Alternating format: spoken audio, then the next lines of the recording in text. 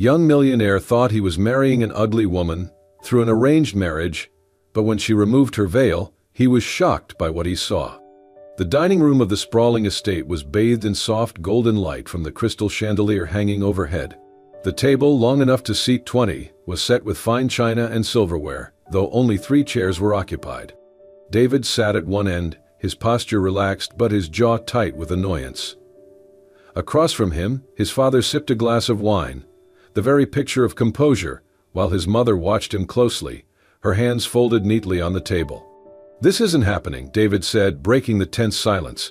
He pushed his plate aside, the untouched steak now cold. "You can't be serious." "David," his father began, his tone measured, "this isn't a request. It's a decision that has already been made." David leaned back in his chair, running a hand through his dark hair.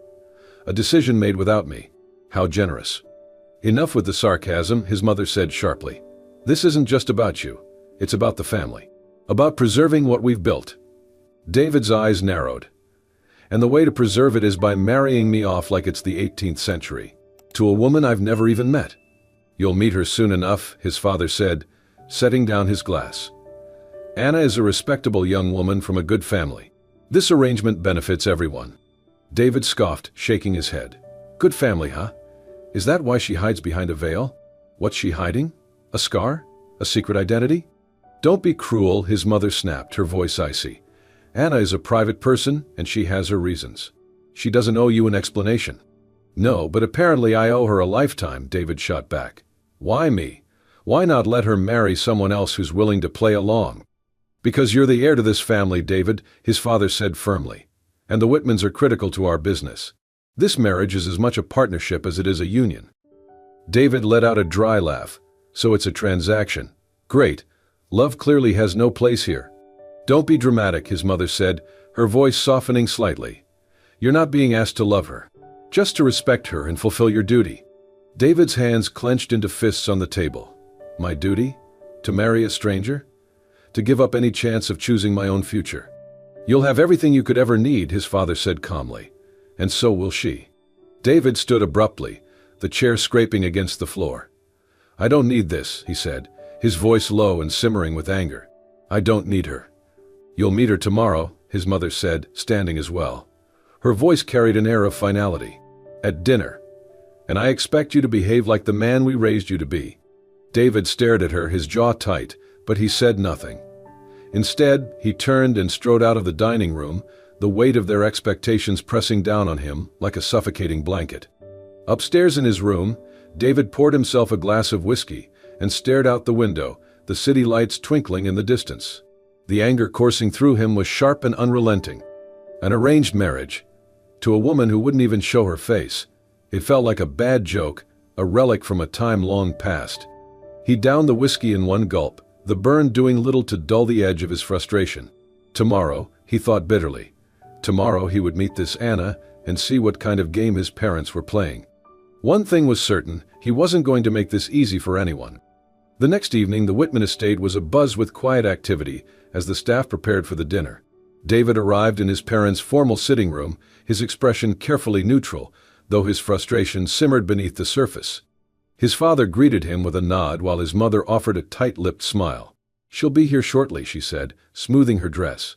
"Wonderful," David muttered under his breath, adjusting the cuffs of his shirt.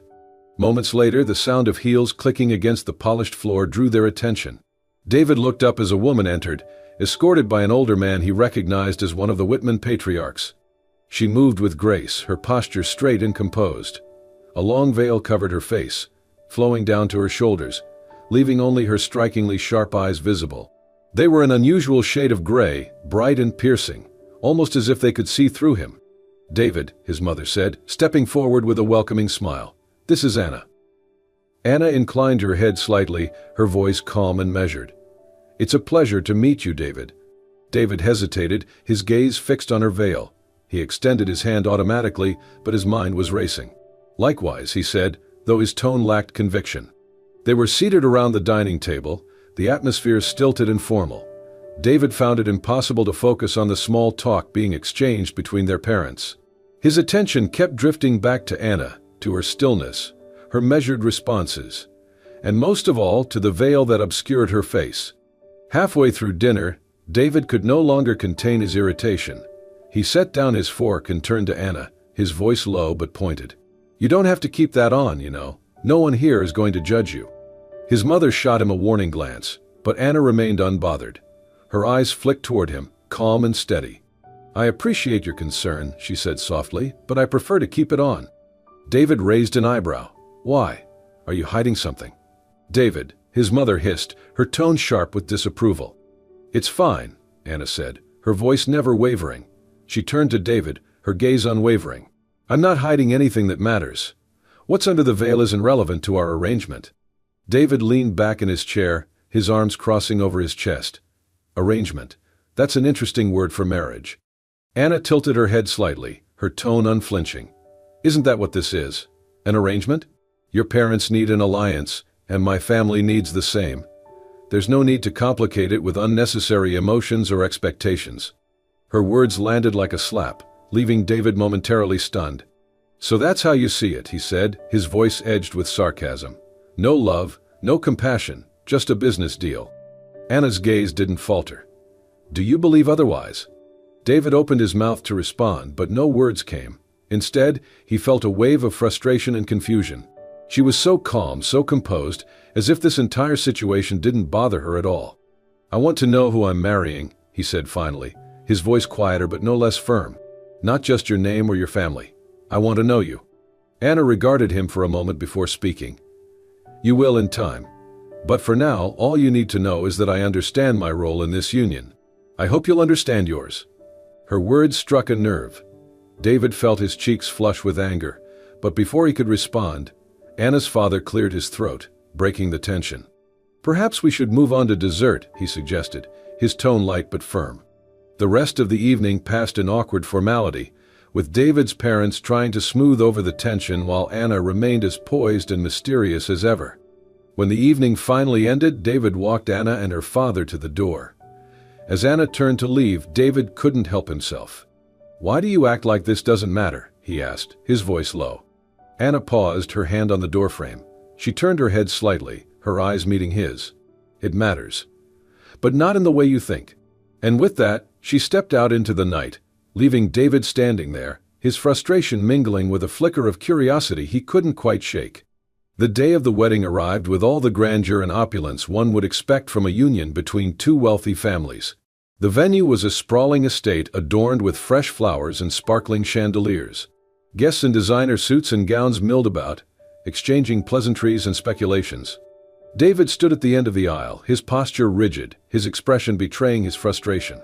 The ceremony, though extravagant, felt hollow to him, a stage set for a performance he had no interest in giving. When Anna entered, draped in an ornate white gown with a veil that covered her entirely, the room fell silent. Her movements were graceful, her presence commanding, but the veil remained firmly in place, concealing her face. David's jaw tightened as she approached. He could feel the weight of every pair of eyes in the room, the hushed murmurs barely hidden behind polite smiles. "She still won't take it off," someone whispered behind him. "Maybe there's a reason," another voice murmured. The ceremony proceeded with a strange formality. Vows were exchanged, rings slipped onto fingers, and the officiant pronounced them husband and wife. "You may kiss the bride," the officiant said, his tone warm. David hesitated, glancing at Anna.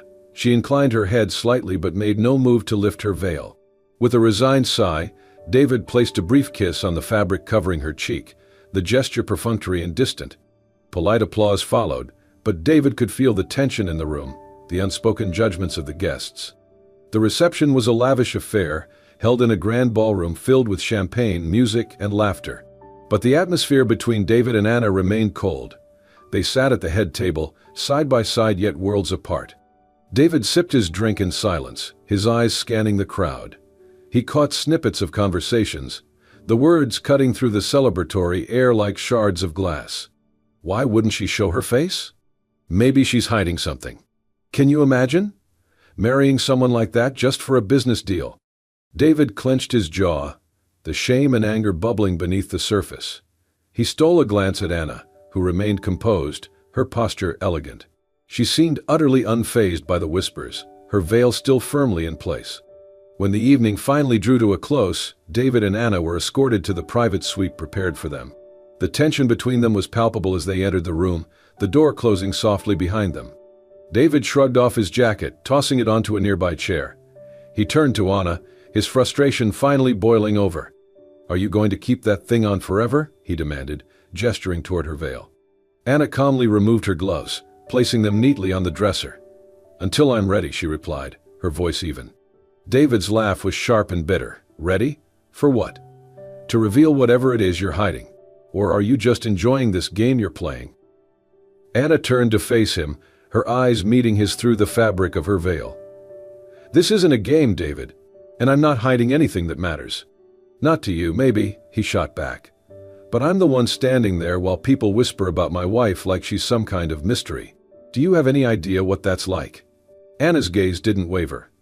"If their opinions matter more to you than I do, then perhaps you should reconsider what this marriage is about." David's anger faltered, her words striking a nerve he hadn't expected. He ran a hand through his hair, exhaling sharply. "I just want to know the truth, Anna. Why won't you let me see you?" "When the time is right," she said simply. "And who decides that?" "I do," she replied, her tone unwavering.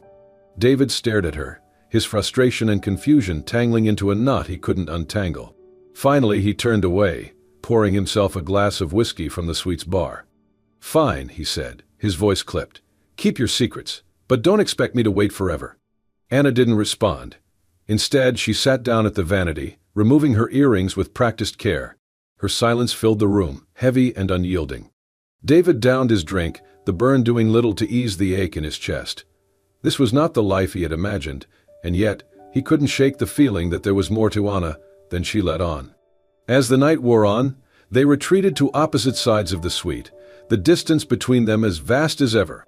But in the quiet moments before sleep, David found himself wondering, not for the first time, what lay beneath the veil.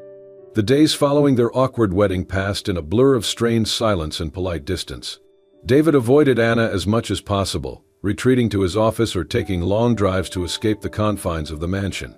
Yet, despite his frustration, he couldn't help but notice small things about her, the way she moved through the house, always graceful and composed, or the way she seemed to carry an air of quiet authority. It was during one of these moments of observation that David stumbled upon an unexpected scene. Late one morning, David was in the sunlit study, sifting through documents for a merger proposal that had hit a roadblock. His frustration mounted as he read and reread the numbers, the deal teetering on the brink of collapse. "Need some help." David looked up, startled to see Anna standing in the doorway. She wore a simple dress that flowed gracefully over her frame, and as always, her veil obscured her face. "I didn't realize you were there," he said, his tone clipped. "This isn't exactly your area of expertise." Anna tilted her head slightly, her tone calm. "You might be surprised." Before David could protest, she stepped closer, her presence quiet but commanding. She picked up one of the documents, her gloved fingers skimming over the text. "The issue isn't the numbers," she said after a moment. "It's the phrasing in this clause. It leaves too much ambiguity, which makes the other party hesitant." David frowned, leaning over to see where she was pointing. "You think that's what's holding them back?" "I don't think," she said simply. "I know. Tighten the language, specify the terms, and they'll sign." David stared at her, surprised. "How do you even know that?" Anna set the paper down, her posture relaxed. "I may not be part of your world, but that doesn't mean I'm ignorant of how it works." With that, she turned and walked out of the room, leaving David to stare after her, the weight of her words sinking in. A few days later, David encountered Anna again in an unexpected setting. He was walking through the garden on his way to the garage when he heard laughter coming from the kitchen. Curious, he paused at the open doorway and peered inside. Anna was standing near the counter, her veil still in place, as she chatted with the kitchen staff. Her voice was warm and engaging, and the employees seemed genuinely delighted by her presence. "You've outdone yourself with the pastries today, Mrs. Hale," Anna said, her tone sincere. "They look almost too good to eat." Mrs. Hale, the head cook, beamed. "Oh, you flatter me, Mrs. Whitman. But it's true, isn't it? I've been perfecting that recipe for weeks." Anna laughed softly, her hands clasped in front of her. "Well, if you ever need a taste tester, you know where to find me."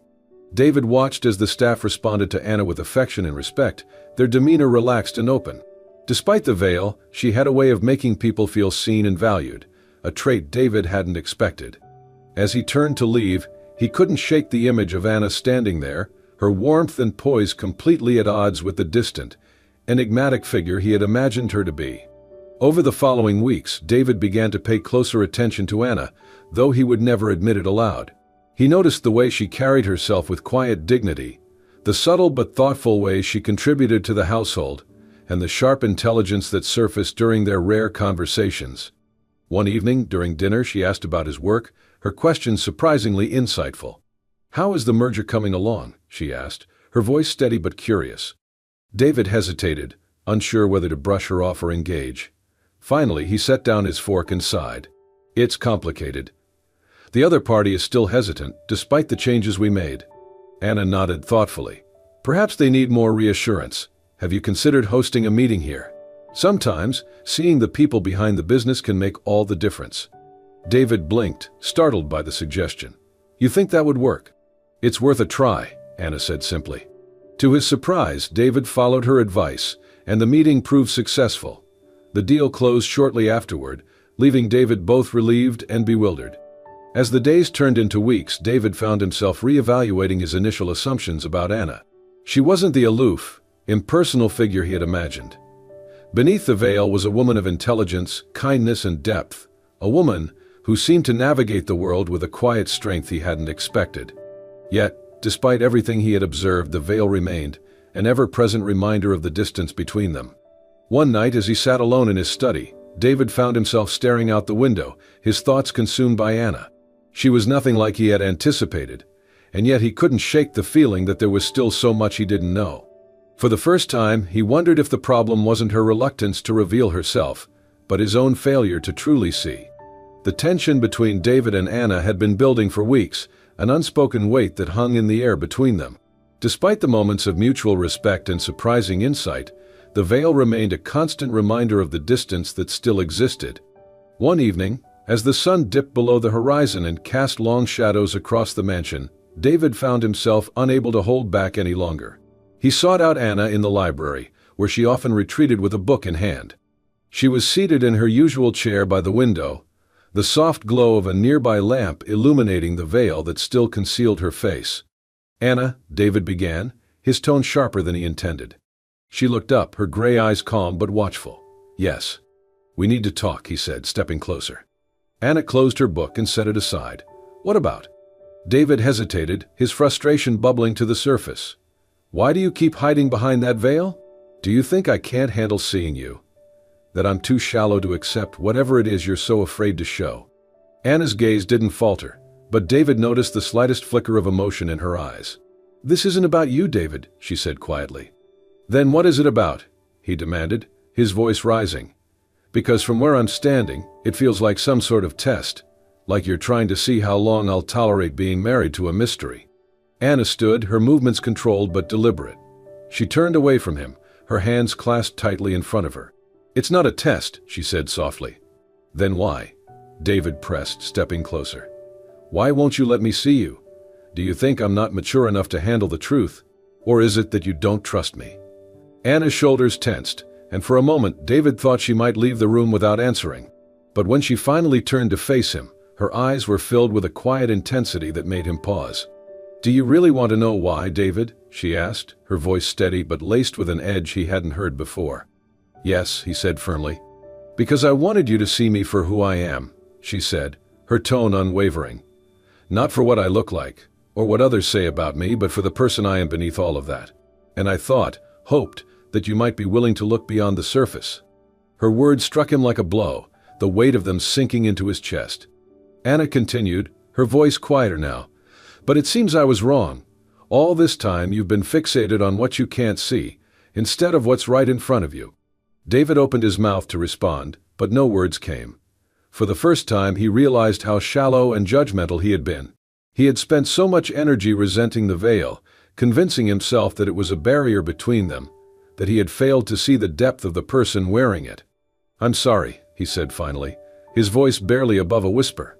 Anna's expression softened, though her eyes still held a trace of sadness. "I'm not asking for an apology, David. I'm asking for patience and understanding." David nodded, his throat tight. "I've been a fool," he admitted. I judged you for something I didn't understand. And I made this about me when it was never about me to begin with." Anna's lips curved into the faintest hint of a smile. "We all have our blind spots," she said. "The question is whether we're willing to see past them." For the first time, David felt a glimmer of hope, a sense that perhaps they could move forward together. "I want to try," he said earnestly, "to really see you. Not just what's under the veil, but everything you are." Anna regarded him for a moment, her eyes searching his. Then she nodded, her voice soft but resolute. "Then we'll start there." As she turned back to her chair and picked up her book, David felt a sense of calm settle over him. The road ahead was still uncertain, but for the first time, he was ready to face it, not as a man fixated on appearances, but as someone willing to understand the woman he had married. And though the veil remained, David realized that it no longer defined her. It was simply one part of a much larger story, a story he was finally ready to learn. Over the following weeks, David made a conscious effort to change. His conversations with Anna lingered in his mind, and he realized that if he wanted their marriage to work, he needed to approach her with patience and genuine curiosity. One morning over breakfast, he decided to take the first step. "Anna," he began, setting his coffee cup down, "I've been thinking about what you said, about seeing who you are." Anna looked up from her plate, her gray eyes meeting his through the veil. "And? I'd like you to be more involved in the business," he said, his tone earnest. "You have a sharp mind, and I could use your perspective on a few projects. If you're interested, that is." Anna regarded him quietly, as though searching for any hint of insincerity. Finally, she nodded. "I'd be happy to help." David felt a small sense of relief, though he didn't let it show. "Great. There's a meeting this afternoon about the Whitman merger. I think your insights could be valuable." That afternoon, Anna joined David in the conference room for the first time. The executives were initially surprised to see her, and their curiosity was palpable, though none dared comment on her veil. As the discussion unfolded, Anna listened intently, her hands folded neatly in her lap. When David turned to her for input, she spoke with clarity and confidence. "The issue isn't just about profit margins," she said, her voice calm but authoritative. "It's about sustainability. If you want this partnership to last, you need to show the Whitmans that you're invested in their long-term success, not just your own." The room fell silent as everyone absorbed her words. David watched as the executives nodded in agreement, clearly impressed. Later, as they walked back to his office, David turned to Anna. "You were incredible in there," he said, a hint of pride in his voice. Anna tilted her head slightly. "I was just honest." "Sometimes that's exactly what people need," David replied. Over time, David found himself seeking Anna's advice more and more. She had a way of cutting through the noise and identifying the core of a problem, whether it was a business deal or a personal matter. One evening, as they reviewed a proposal together in the study, David paused to watch her. She was focused, her gloved fingers skimming the pages as she jotted down notes. "You're good at this," he said, breaking the silence. Anna glanced up, her eyes softening. "I've had good teachers." David smiled, realizing that her humility was yet another layer to the woman he was beginning to understand. Their growing partnership extended beyond business. David started to notice Anna's subtle kindness in her interactions with the household staff, and her thoughtfulness in the little things she did for him, like leaving a cup of tea on his desk during late-night work sessions or suggesting books she thought he might enjoy. In return, David began to show his appreciation in small but meaningful ways.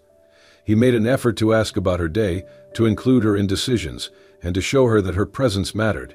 One evening, as they sat together in the garden, David turned to Anna. "I've been meaning to ask," he said, his tone tentative. "Why did you agree to marry me? You didn't have to." Anna was quiet for a moment, her gaze fixed on the flowers swaying in the breeze. "Because I saw potential in you," she said finally. "I saw someone who could be more than they realized." David felt a lump rise in his throat. "And have I lived up to that?" Anna's eyes met his, a hint of warmth in her expression. "You're getting there." Despite their progress, the veil remained, a silent reminder of the distance that still existed between them. One night, as they sat by the fireplace, David decided to broach the subject again. "Anna," he began carefully, "I don't want to push you, but do you think you'll ever take the veil off?" Anna didn't look away, her voice steady. "When the time is right." David nodded, though a flicker of disappointment stirred in his chest. "I understand. I want you to know that I'm here, whenever you're ready." For the first time, Anna reached out and placed a hand on his. "Thank you," she said softly. In that moment, David realized that the veil was no longer the barrier he had once believed it to be. It was simply a part of her story, a story she would share when she was ready.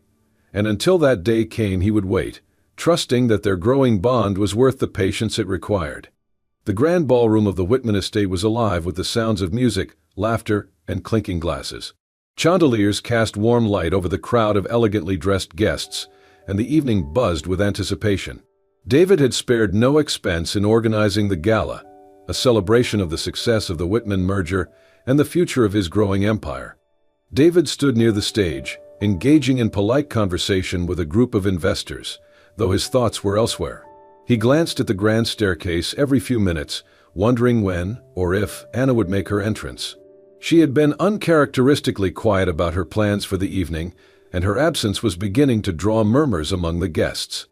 "Your wife isn't joining us tonight?" one of the investors asked, his tone curious but polite. "She'll be here," David replied, though even he wasn't entirely sure. At that moment, the soft hum of conversation began to fade as all eyes turned to the staircase. David followed their gazes, his breath catching as Anna appeared at the top of the steps. She was dressed in a flowing emerald gown that shimmered in the light, perfectly tailored to her slender frame. But it wasn't her gown that drew the collective gasp from the crowd, it was the fact that for the first time her face was uncovered. Anna descended the staircase with the grace of someone who had commanded attention her entire life. Her face, now fully visible, revealed striking features, high cheekbones, luminous skin, and a pair of gray eyes that seemed to hold the wisdom of someone far beyond her years.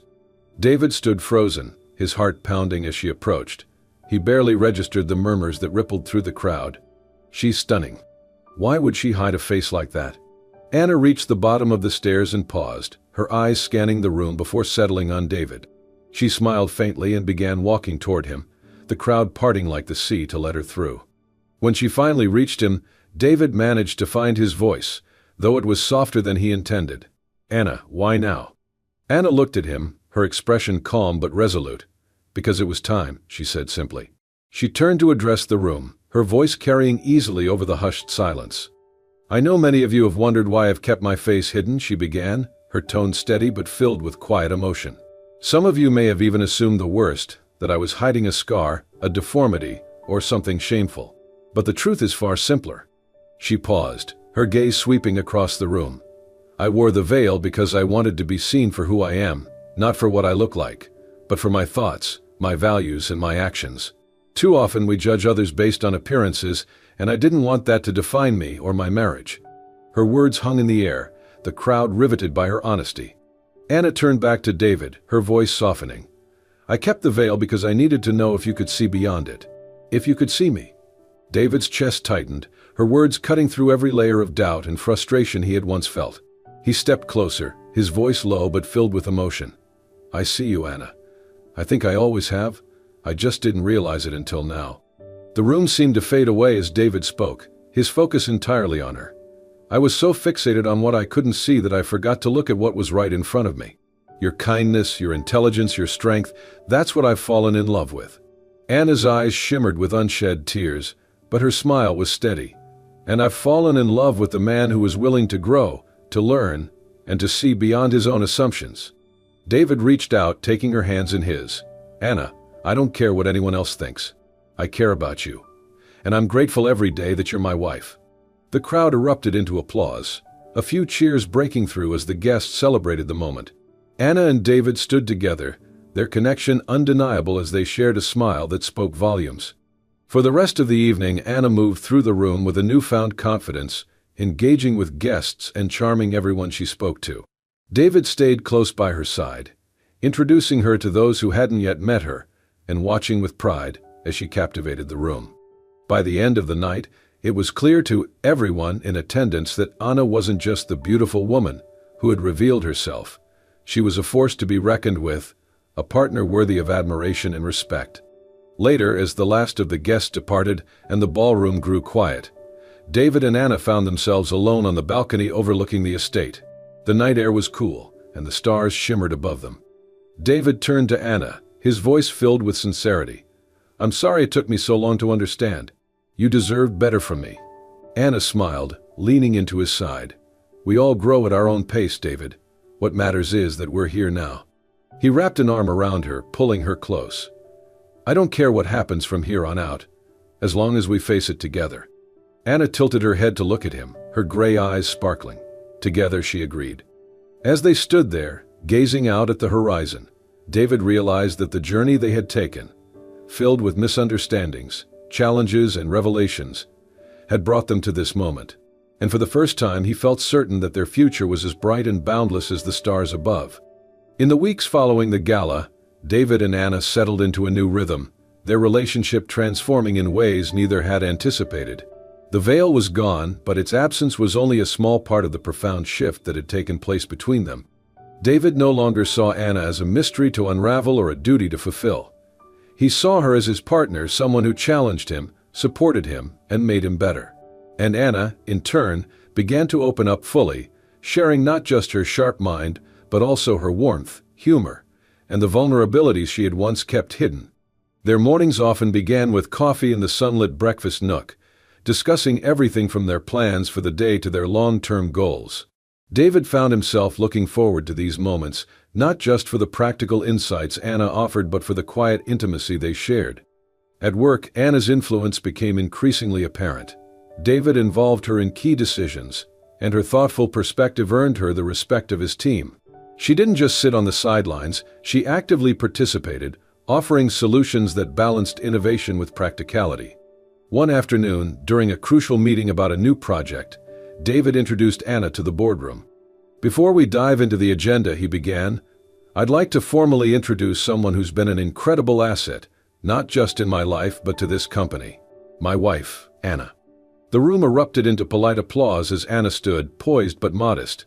"She has a knack for seeing things others might overlook," David continued, his voice filled with pride.